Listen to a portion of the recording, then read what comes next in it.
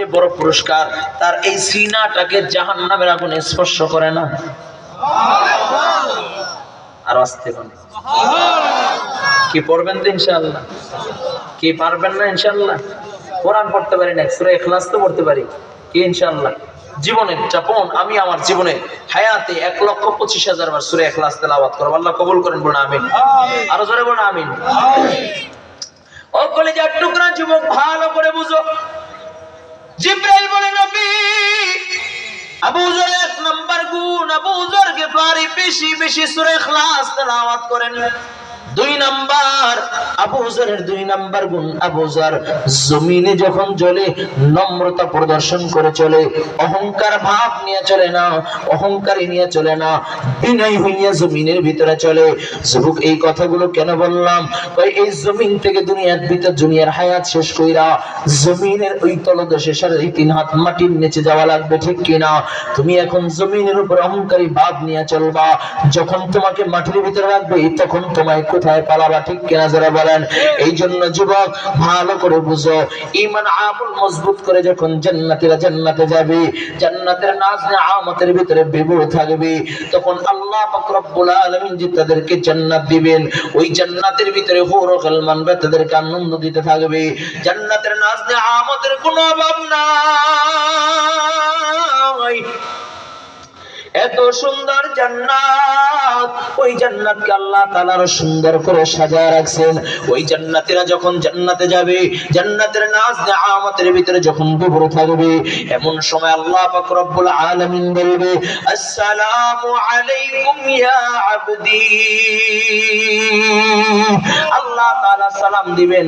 সব জান্নাতীরা যখন উপর দিকে তাকাইবে, কাউকেই দেখবে না। আল্লাহ তাআলা ডাক দিয়া বলবে, রে বান্দা, আমি তোমাদেরকে জান্নাত দেওয়ার কথা বলেছি, পেয়েছো?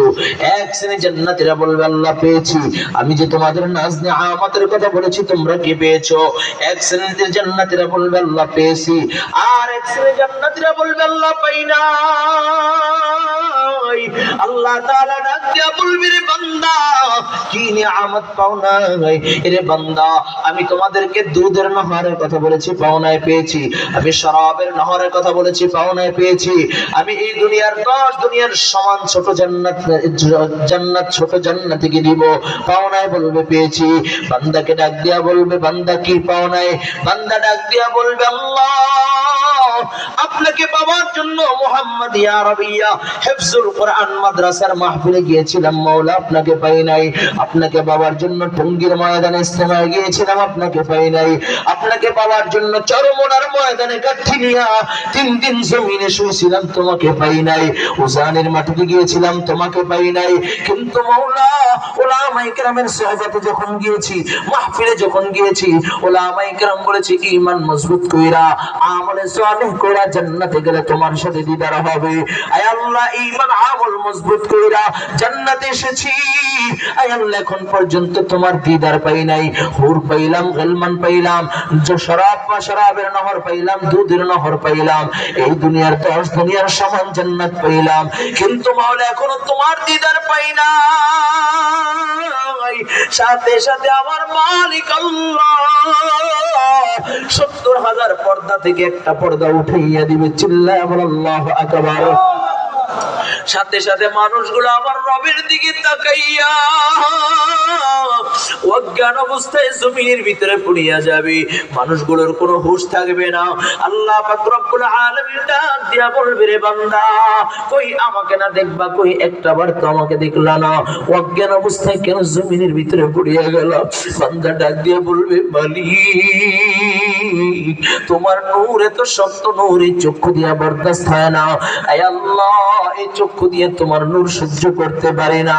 আল্লাহ তাআলা দাওয়াত দিবেন, এরে বান্দা, আমার নূর হলো 2 প্রকার, একটা নূরে জালালি আর একটা নূরে জামালি।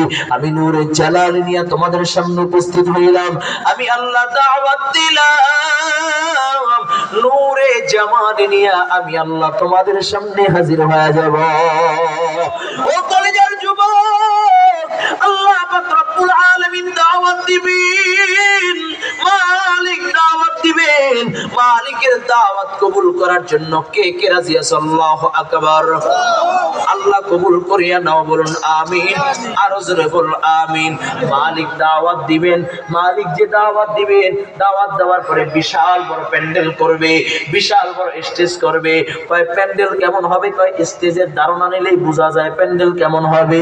কয় স্টেজটা হবে আদম সফিউল্লাহ থেকে নিয়ে ঈসা রুহুল্লাহ পর্যন্ত প্রত্যেক নবীর জন্য আল্লাহ তাআলা স্পেশাল স্পেশাল নাম খোদাই করে করে আল্লাহ তাআলা একটা চেয়ার বানায় রাখবেন। মুতির এরকম দামি দামি দামি দামি চেয়ার বানায় রাখবেন। ওই স্টেজের ভিতরে আরো দুইটা আকর্ষণীয় চেয়ার থাকবে। একটা হবে সভাপতির চেয়ার, আর একটা হলো প্রধান অতিথির চেয়ার। সভাপতি হইল লা ইলাহা ইল্লাল্লাহ, প্রধান অতিথি হইল মুহাম্মাদুর রাসূলুল্লাহ। জোরে বল আল্লাহু আকবার। ওই প্যান্ডেলের ভিতরে আল্লাহ পাক রব্বুল আলামিন যারা জান্নাতি হবে সকল জান্নাতীর নাম ধরে ধরে আল্লাহ তাআলা মুতির মেহরাব বানায় রাখবেন। প্রত্যেকের নামে নামে আল্লাহ তাআলা মেহরাব বানায় রাখবেন। সকল জান্নাতীরাও মেহরাবে অবস্থান করবে। এমন সময় আল্লাহ পাক রব্বুল আলামিন গলমানদেরকে ডাক দেয়া বলবে, শরাবান তুহুরা পান করাও। ও কলজার যুবক, জীবনে বহুবার শরাবান তুহুরার নাম শুনছো। দুনিয়ায় কত শরাব দেখছো, কত মদ দেখছো, খাইতে মন চাইলেও কিন্তু আল্লাহর ভয় খাও নাই। ওই দিনকে আল্লাহ তাআলা নিজ হাতে শরাবান তুহুরা পান করাবে। যেই মাত্র শরাবান তুহুরা ঠোঁটে লাগবে, আল্লাহর বান্দাগুলো পাগল করা হয়ে যাবে, আল্লাহর বান্দাগুলো মাতালের মতো ঘুরতে থাকবে। এমন সময় আল্লাহ পাক রব্বুল আলামিন ওই মজমাকে আকর্ষণীয় করার জন্য আল্লাহ তাআলা ডাক দিবে, আল্লাহ তাআলা ডাক দিবে, দাউদ, দুনিয়ার জমিন আমি যত মাখলুকাত সৃষ্টি করেছি তোমার মতে এত সুন্দর কণ্ঠ আমি আল্লাহ কাউকে দেই নাই, তোমার কণ্ঠের মতে এত মজা কণ্ঠ আর কেউকে দেই নাই। ও দাউদ, তুমি জবর কিতাব তেলাওয়াত করলে আসমানের উড়ন্ত পাখিগুলো থামিয়া যাইতো তোমার তেলাওয়াত শোনার জন্য। যাও দাউদ, তুমি যখন জবর কিতাব তেলাওয়াত করতা বলে সমুদ্রের মাছ কিনারা এসে যাইতো তোমার তেলাওয়াত শোনার জন্য। এরে দাউদ, আজকে একটু তুমি আমার বন্ধুর উম্মতগুলোর কলিজা ঠান্ডা কইরা দাও। তোমার তেলাওয়াত আমার বন্ধুর উম্মতগুলো শুনে নাই। যেই মাত্র আল্লাহ তাআলা দাউদ আলাইহিস সালাতু ওয়াসসালাম কে তেলাওয়াত করার জন্য বলবে, দাউদ আলাইহিস সালাতু ওয়াসসালাম সাথে সাথে পুরো 30 পারা কোরআনের হাফেজ হয়ে যাবে। জোরে বলুন সুবহানাল্লাহ। দাউদ আলাইহিস সালাতু ওয়াসসালাম সূরা তাহা তেলাওয়াত করবেন। ও কলজার যুবক, ভালো করে বুঝো, এক কণ্ঠ দিয়া 80 রকমের আওয়াজ বের হইবে। আল্লাহু আকবার। আরো জোরে বল আল্লাহু আকবার। প্রশ্ন হইতে পারে, হুজুর এটাও কি সম্ভব? ওই দেন উত্তরবঙ্গে একটা বক্তা আছে, মিজানুর রহমান আজারি, হাফিজুর রহমান সিদ্দিক, ইলিয়াসুর রহমান জিয়াদি, বড় বড় বক্তা সবার কণ্ঠ নকল করে। একদিন কইতে আমারটা করস, ঠিক করে দিয়ে আমারটাও করে আলাইছে।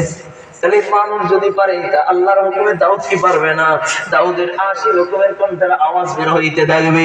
এমন সময় আল্লাহ তাআলা ডাক দিয়া বলবে, দাউদ তেলাওয়াত বন্ধ করো। আমার কোরআনের জন্য তুমি তায়েফের ময়দানে রক্ত ঝরাও নাই, আমার কোরআনের জন্য মা বাবার বসত ভিটা চাইনা মক্কা থেকে হিজরত করে মদিনায় তুমি যাও নাই, আমার কোরআনের জন্য তুমি কষ্ট করো নাই, আমার কোরআনের জন্য আমার হাবিব রক্ত ঝরাইছে। আল্লাহ তাআলা ডাক দিয়া বলবে, হাবিব, আমি আপনার উপরে কোরআন নাযিল করেছি, এই কোরআনের হুকুমতকে বাস্তবায়ন করতে যে কত মায়ের খেয়েছে, আপনার জবানের তেলাওয়াত আপনার আখির জমানের উম্মতগুলো শুনে নাই।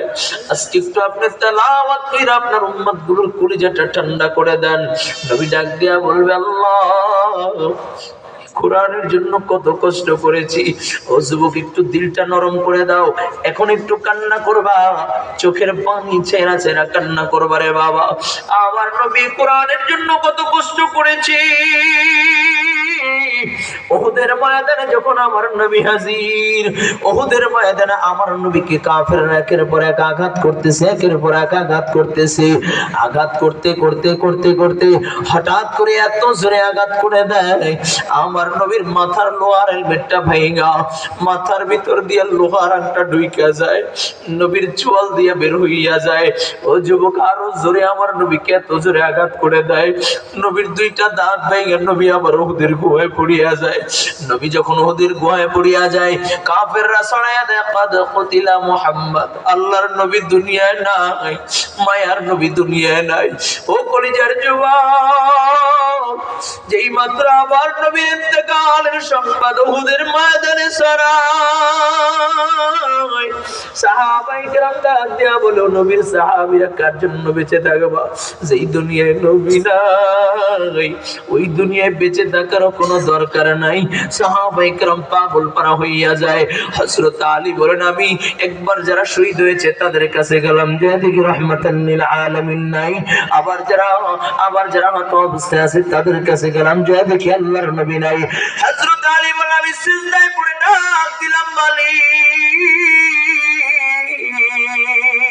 আয় আল্লাহ, তুমি তোমার বন্ধুকে ঈসা নবীর মতো আসমানে উঠাইয়া নিও না।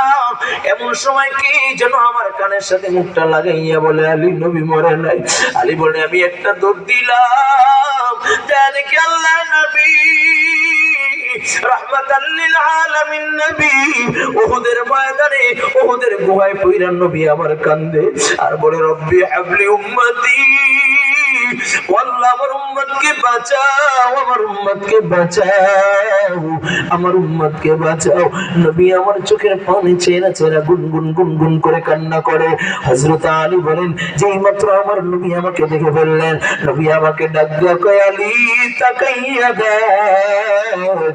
হাতটা বাহির করে বলে, আলী, তাকাইয়া দেখ, ওরা আমার দুইটা দাঁত ভেঙে দিয়েছে রে আলী, তাকাইয়া দেখ, আমার দুইটা দাঁত নাই, ওরা আমার দাঁত ভেঙে দিয়েছে। ওলি, তাকাইয়া দেখ, আমার মাথার ভিতরে লোহার একটা ঢুকে গেছে। বড় যন্ত্রণা করে, আলী, পারবানি লোহার আংটাটা বের করে দিতে?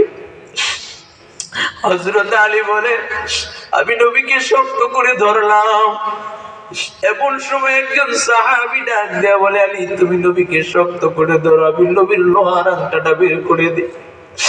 এই বলিয়া সাহাবী যখন লোহার আংটাটা দাঁত দিয়া কামড় দিয়া টান দেয়, এত মজবুত করে আমার নবীর মাথার ভিতরে গেঁথে যায়, লোহার আংটা বের হয় না, সাহাবীর দুইটা দাঁত ভেঙে যায়।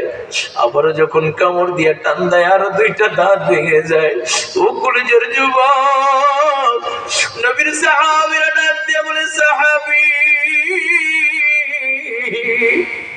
পাগলামি কইরো না, পাগলামি কইরো না, আমরা নবীর লোহার আংটা বের করে দেই। এমন সময় সাহাবী ডাক দিয়া বলো, নবীর সাহাবীরা, আমার মুখের ভিতরে দাঁত থাকবে আর আল্লাহর নবীর লোহার আংটা বের করতে পারবো না, তা হবে না। এই বলিয়া মারির দাঁত দিয়ে এত জোরে কামড় দিয়া টান দেয়, লোহার আংটা বের হইয়া সাহাবী অজ্ঞান অবস্থায় জমিনে